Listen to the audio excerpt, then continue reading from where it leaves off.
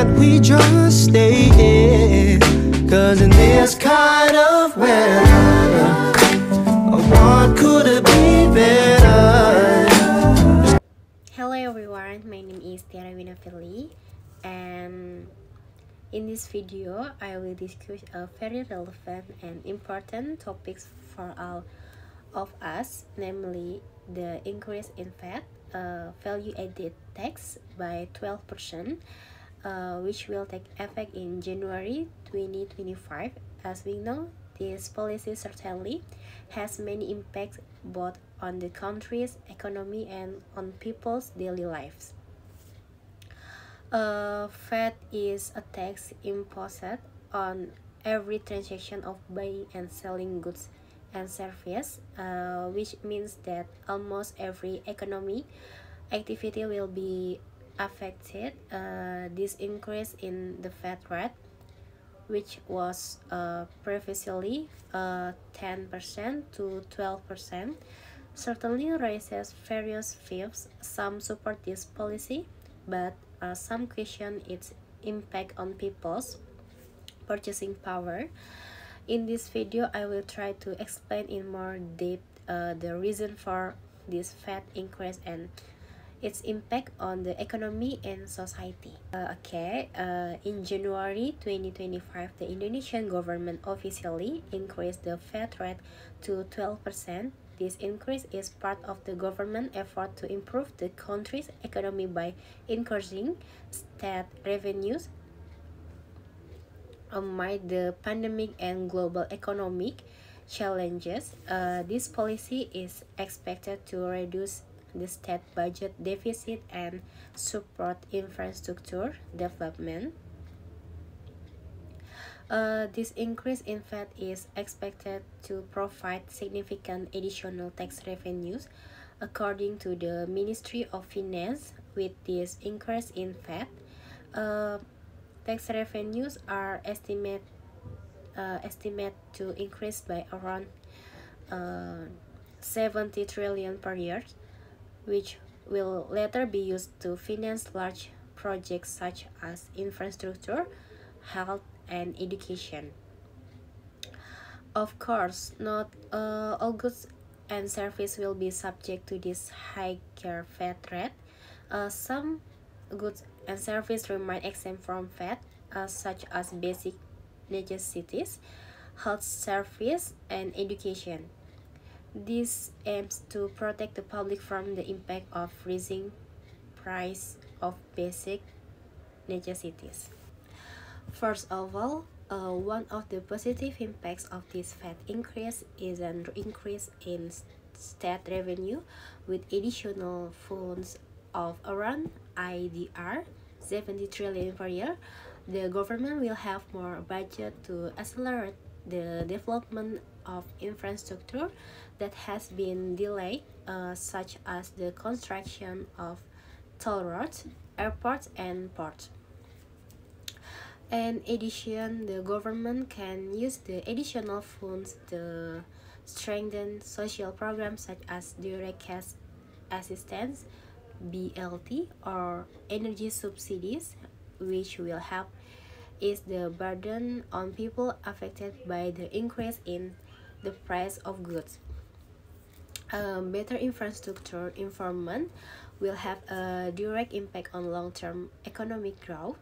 For example, with the construction of better toll roads, connectivity between regions will increase, which in turn will encourage trade and distribution of goods at a lower cost, raising price of goods and services. There are some negative impacts that need to be considered. One of them is the increase in the price of goods and services. Every item that is subject to VAT will experience a price increase. For example, food, transportation, and even electronic goods that are already included in the category subject to 12% VAT. The impact will be felt most by the lower middle class, although basic necessities such as basic necessities are not subject to VAT. Many other goods needed by the community on a daily basis, such as food and transportation, will experience price increase. This can affect people's purchasing power, especially those who are already burdened by inflation. According to data from Bank Indonesia, this VAT increase has the potential to cause inflation to increase by 0.3% to 0.5%. This means that the price of goods and services in general will increase, which in turn can reduce people's purchasing power. In addition, the VAT increase also risks burdening small and medium enterprises, which are one of the pillars of the Indonesian economy. Many of them may not have the capacity to absorb this additional cost and are forced to increase the selling price of their product, which can reduce competitiveness in the market. To give a broader perspective, we can look at several countries that have higher VAT rates than Indonesia. For example, in European countries such as Sweden, VAT reaches 25%, while in Japan the VAT rate is 10%.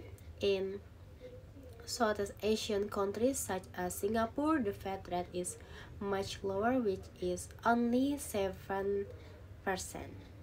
Although the VAT rate in Indonesia is relative lower than some European countries, Indonesia needs to ensure that the increase does not burden the public.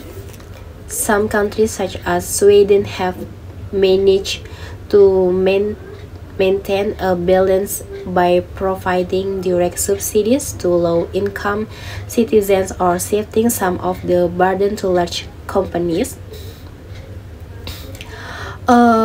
Personal opinions. I understand the reason behind the VAT increase, especially in challenging economic conditions. However, I also believe that the government should be more careful in handling its impact on people's purchasing power, especially vulnerable groups.